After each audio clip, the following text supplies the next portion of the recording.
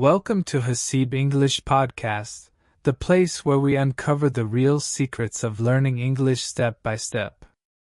Today, we're going to explore a topic that has created endless debates among English learners for years. Let me paint you a picture. Imagine this. Two students begin learning English at exactly the same time. Both are smart. Both are motivated. Both use the exact same shadowing technique for 6 months straight. But here's the twist. One of them becomes amazingly fluent and confident.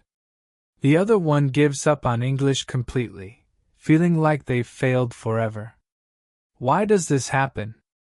How can the same method produce such different results? That's the mystery we're going to solve together today. In this episode, I'm going to share with you something that most teachers never explain about shadowing. You'll learn why this famous method is not what you think it is. And more importantly, you'll find out how to decide whether shadowing is truly right for you, or if you should try a completely different path. While you listen, I want you to reflect on your own English journey. Have you ever tried shadowing before? Did it make you feel more confident? Or did it just frustrate you? Think about it. And if you can, share your experience in the comments. Your story might be exactly what another learner needs to hear. Now, let me tell you something surprising. A lot of people believe shadowing is only about practicing pronunciation. They think that if you repeat English sounds enough times, your speaking will magically improve. But that's only partly true. Research actually shows that shadowing does far more than just pronunciation practice. When you shadow someone speaking English, your brain isn't just copying sounds. It's performing a much more complex and fascinating job. Think about what's really happening inside your head during shadowing. First, your ears pick up the sounds. Then your brain tries to process and understand them. At the very same time, your mouth is trying to repeat those sounds. Meanwhile, your memory is working hard to hold on to the words you just heard. All of this is happening in seconds. It's like asking your brain to juggle multiple tasks at once. Some learners find this exciting and even fun. Others find it overwhelming and exhausting. Scientists have looked into this process very closely. In studies, shadowing did help learners improve their pronunciation and speaking rhythm.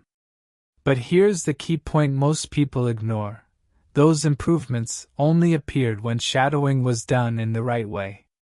After years of observing students, language experts discovered that learners generally fall into 3 main types. And understanding which type you are can completely change the way you study. The first type is the audio learner. These learners can catch and understand sounds quickly. They can easily hear the difference between similar English sounds. So when they shadow, their brain can manage listening and speaking at the same time without much struggle. For them, shadowing feels like magic. They improve fast, and their confidence grows in just a few weeks. The second type is the visual learner. These learners need to see words, grammar, and patterns to understand. They think in images and written words. If a visual learner is forced to only listen and repeat without any text, they feel lost and confused. For them, shadowing only works if they can also look at subtitles or a transcript while practicing. And then we have the analytical learner. This type needs to know why something works before they can use it.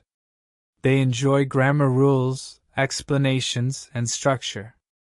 If you ask an analytical learner to repeat phrases blindly without explanation, it feels pointless. They need to understand what they're practicing and why. The problem is that most English courses assume every learner is an audio learner. And that's exactly why shadowing works beautifully for some students but feels like a complete waste of time for others. Now that you understand the 3 learning styles, let's talk about when shadowing can actually become powerful. The truth is, shadowing itself is not the magic. The magic happens when you do the right kind of shadowing for your brain.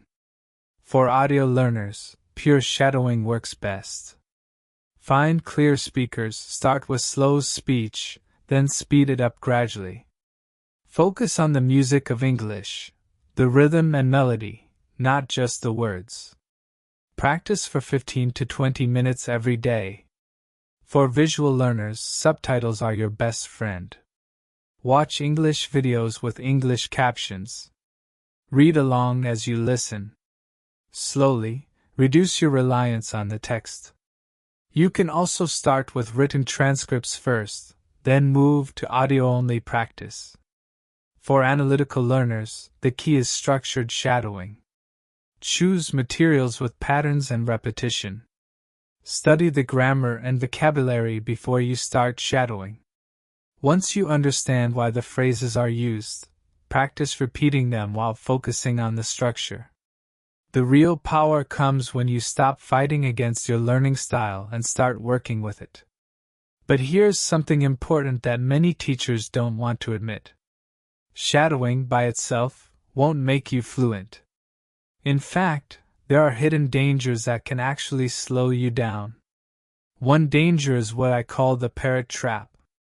This happens when learners repeat sentences perfectly but understand nothing. They sound amazing when repeating, but they can't build their own sentences or have a real conversation. This creates a fake kind of confidence that disappears the moment they face a real situation. Another problem is the overwhelm effect. This happens when learners choose material that is too advanced. Shadowing actually requires you to already know a decent amount of English. If a beginner tries to shadow something very advanced, it feels impossible. And many people lose motivation completely because of this mistake. There's also accent confusion. This happens when learners shadow different accents randomly. One day it's American English, the next day British, then Australian. The brain doesn't know which one to focus on. The result is a messy mix of accents that doesn't sound natural. And finally, there's the illusion of learning. Some learners think that just repeating words is real learning. But real progress requires creativity, problem solving, and active thinking. If you shadow without engaging your brain, you can block yourself from true improvement. So how can you avoid these traps and actually make shadowing work? Here's what the research shows.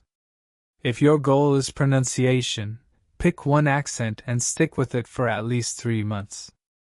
Practice 10 to 15 minutes every day. Focus on stress and rhythm, not just individual sounds. Record yourself, compare with the original speaker, and notice the differences. If your goal is listening skills, start with material that is a little easier than your level. Slowly increase the difficulty every 2 weeks. Shadow the same piece of content multiple times until you can almost predict the next words. If your goal is speaking fluency, don't use formal speeches or news reports. Instead, shadow real conversations with natural pauses, hesitations, and casual expressions. Practice different tones and emotional styles, just like people do in everyday life. Here's the main takeaway. Shadowing is not just one method. It's a group of techniques that work differently for different learners and different goals. Now I want you to try a simple 5-minute test. This will help you know whether shadowing is right for you. Choose an English audio that you can understand about 70% without reading. It could be a podcast, a YouTube video, or even an audiobook. Listen to 1 minute of it. Then, without any preparation, try shadowing it immediately. Pay attention to how you feel. Does your brain feel sharp and energized, or do you feel tired and lost? Are you able to repeat while still understanding the meaning, or do you lose comprehension completely? Do you feel excited to continue, or do you want to stop after 30 seconds? If you felt motivated and focused, shadowing might be an excellent tool for you. If you felt overwhelmed, don't worry. That doesn't mean you can't learn English. It simply means shadowing is not the right starting point for your brain. Build your foundation first with reading, vocabulary, and grammar, then return to shadowing later. If you felt bored or disconnected, you're probably an analytical learner. Try shadowing material that has clear grammar patterns. Understand the content before you start repeating it. Each episode of Haseeb English Podcast, I like to share a phrase that can help your daily English conversations. Today's phrase is perfect for our topic.